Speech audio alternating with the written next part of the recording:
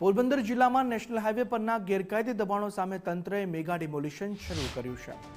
જિલ્લામાંથી પસાર થતા નેશનલ હાઈવે 27 અને 51 પર વાહન ચાલકોની સલામતી તથા સુચારુ ટ્રાફિક વ્યવસ્થા સુનિશ્ચિત કરવા માટે વહીવટીતંત્ર અને નેશનલ હાઈવે ઓથોરિટી દ્વારા ચુસ્ત પોલીસ બંદોબસ્ત વચ્ચે મેગા ડિમોલિશન ઝુંબેશ હાથ ધરવામાં આવી, જે અંતર્ગત મિયાણી અને डाडुका गाम है तेनी आसपास हाईवे पर खड़कायेला अनधिकृत बांधकामों पर बुलडोजर फेरवी देवाया है। आ साथे ज होटलों, पेट्रोल पंपों तथा औद्योगिक एकमों द्वारा मंजूरी विना बनावायेला गैरकायदे प्रवेश निकास मार्गों और मीडियन गैप बंद करवानी कार्यवाही पूरजोश में चाली रही है।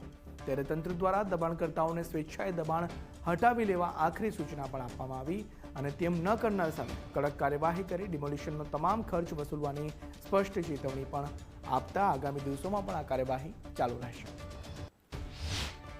હાઈવે પર જે દબાણ જે છે એને રિમૂવ કરવા ખાસ કરીને રોડ યુઝરની સેફટી માટે તો જનરલી આ રોડ ઉપર મીન્સ નેશનલ હાઈવે પોરબંદર ડિસ્ટ્રિક્ટની વાત કરીએ તો એમાં 3 નેશનલ હાઈવે પડે છે। Porbandar Dwarka national highway NH51, Porbandar Rajkot national highway NH27 અને Porbandar Madhavpur national highway NH51 જે આવેલ છે।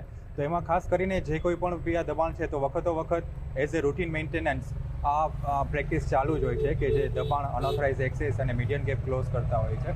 પણ અત્યારે એક આ સ્પેશિયલ ડ્રાઈવ રાખેલી છે કે જેમાં જિલ્લા વહીવટીતંત્ર, પોલીસ તંત્રની મદદથી નેશનલ હાઈવે અત્યારના આ દબાણ હટાવે છે।